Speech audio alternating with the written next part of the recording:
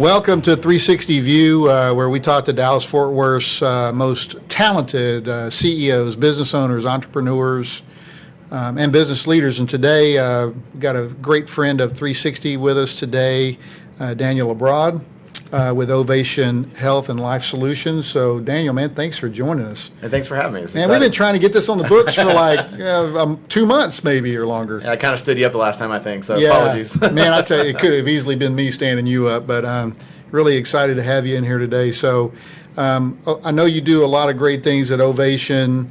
We're in this time where people are, in their renewal times for their benefits, for their businesses.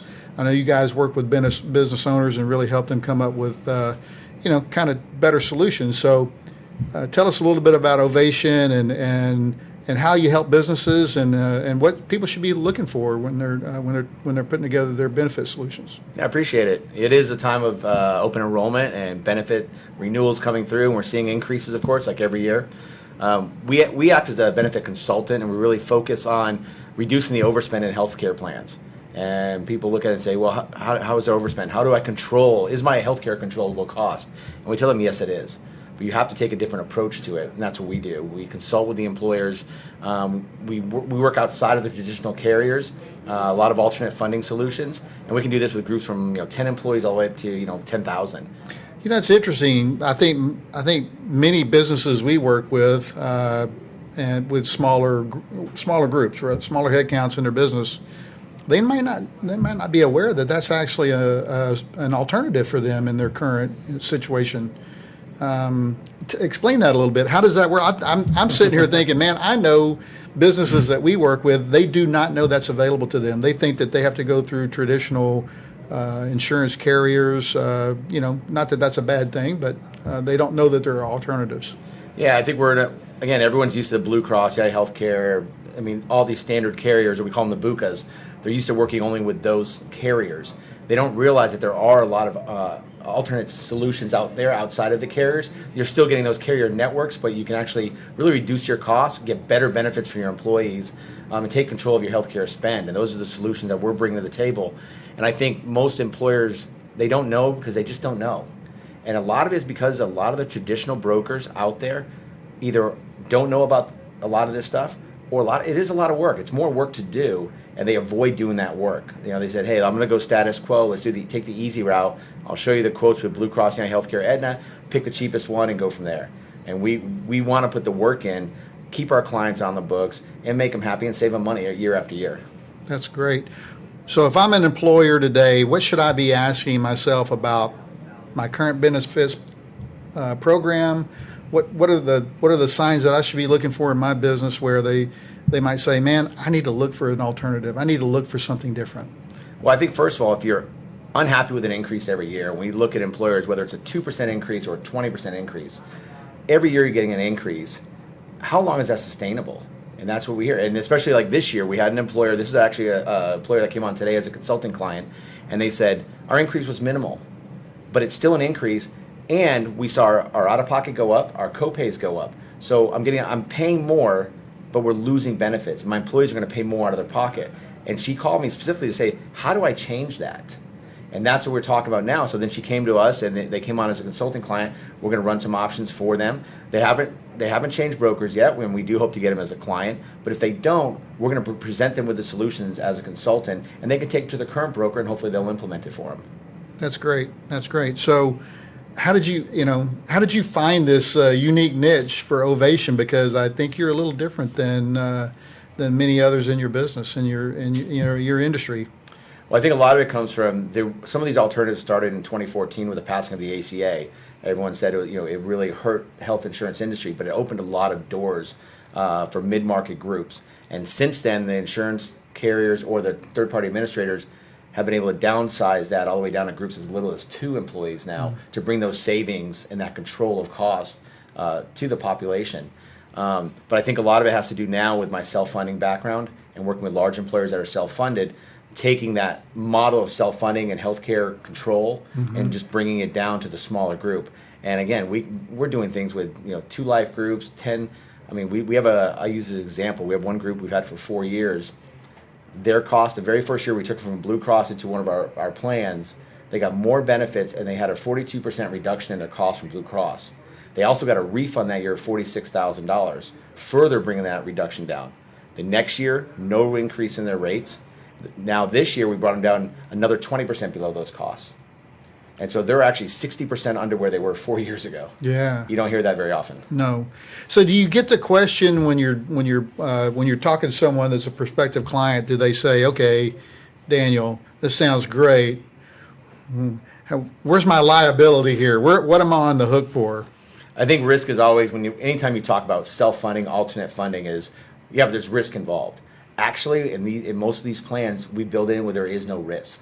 There's only either I'm going to be exactly how I am now, or there can be a reward at the end, like getting a surplus back to you. Mm-hmm. So that's what we look at. What is the risk tolerance of the group? If it's a 20-person employee or employer, then we want to have no risk at all. Right. But when you get into, I've got 200 employees, I want to go self-funded. Yeah, there can be a little risk, but actually a lot of times we can take that risk away by building in stop loss and things at certain levels. So we can eliminate all the risk. That's awesome. That's awesome. Man, this is so cool. I'm just enjoying the conversation here. So one other thing I wanted to talk to you about, I know like 360 Consulting, you guys, you network, you meet people, your business only thrives when you're out meeting new folks. And so the C-Suite Council, and you're now taking on this first, soiree into having one geographically here. Can you explain and talk to us about that? Yeah, so the C-Suite Network is the largest C-Suite executive network in the country. It's led by Jeffrey Hazlett, Trisha Ben. I've been in it for a couple of years. I have made more contacts, networking, colleagues, friendships over the last 2 years within the C-Suite. In fact, I've got multiple deals going right now from people I've met all across the U.S. through the C-Suite. But it's just it's about relevancy, reach, and reciprocity, really getting together and helping each other. And that's really what it's about. But what I thought about was this was a very national organization. And Texas, we're our own community. We have the second largest economy in the country, 10th largest in the world. Yeah. And we're such an entrepreneurial state and business-minded state. How can we just bring all our own community together in one group with the C-Suite principles? And I thought up the Lone Star Council, brought it to Trisha and Jeffrey, and they said, we love it. And so we kicked it off a couple months ago, and it's just, we're one of the fastest growing councils, and it's just been a fantastic ride so far. That's awesome. We're going to put a link to that on the podcast so people could tap into it. One of the things I'd love for you to kind of relate, you know us pretty well. You know that we are in multiple groups, associations to be able to meet and network and meet smart people like you. It's how we grow as individuals. It's how we grow as a business, and it's how we become close enough to be able to actually work with people in business. What has that meant to your business? Networking is everything to me, and connecting with people that are like-minded and that we can work together and grow business. I think we all have to rely on each other. Yeah. I've learned over the years I get really busy and I can't do all the marketing I want to do. I can't do all the networking things I want to do. So I rely on relationship. And again, meeting with Dave at Glen Eagles, and then introducing me to you, and now we've got a friendship and being able to work together. I just think it's so important to have relationships. Yeah. That's fantastic, man. I tell you, we believe in that too. We do, and it's really helped our business. So, I think the other thing that was interesting when we were prepping for the show here is your Ovation is actually part of a bigger network as well. Can you talk about that a little bit? Yeah. So about 3 years ago, I got involved with the Next Gen Mastermind Partnership. And the Next Gen Mastermind is really a group of brokers around the country, boutique brokers or consultants in the benefits industry. And there's probably about 40 to 50 at any given time in the group. And we work with each other to bring the control of healthcare to the employer world. Do things outside of that our big box competitors are not talking about. So when I talk about taking control, reducing the overspend in healthcare, we as a group work on that. We share best practices, and I've got 2 or 3 other partners in Dallas that are in their mastermind, and we consult with each other. We help each other. Even though we're competitors, we still work together because there's enough business for everybody. But our main thing is helping employers reduce the cost of healthcare. You said something a few times here that really, I think, resonates with me, and I'm sure people who get an opportunity to listen, take control. That's a really interesting thing, and I think so many employers today feel like they're completely without any control of their spend for benefits. And, they want to provide great benefits for their employees. They want to build ways to keep, retain employees and build great teams of people. And they look at benefits as an important part of that solution. But I don't think they feel like they're in control. They don't, and that's the biggest misconception Yeah. is I don't have any control over it. It's Blue Cross. I don't have any control over what they're doing.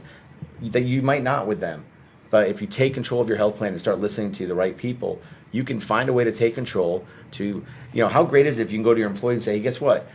You have no deductible now for surgeries. You have no copays for going to the doctor. You can take control, give more benefits at less cost to you, but you have to take control and you have to reach out beyond what the normal is. Yeah, that's great. Man, we got to get people in touch with you.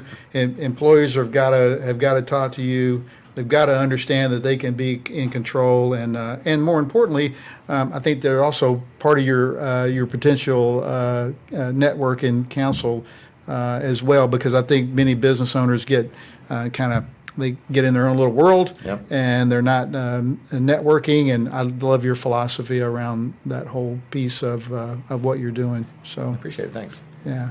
Great having you here today. Love it. It took us long enough to get together, and I'm really happy that we were able to sit down and do this. And I know you're going to do a podcast, and Yep. and you're going to have me on one. We'll have you on Yeah. it. We'll reverse the roles. It'll be fun. Yeah. Well, hey, there you go. That's the episode of a 360 View for today. Daniel Abroad, Ovation Health.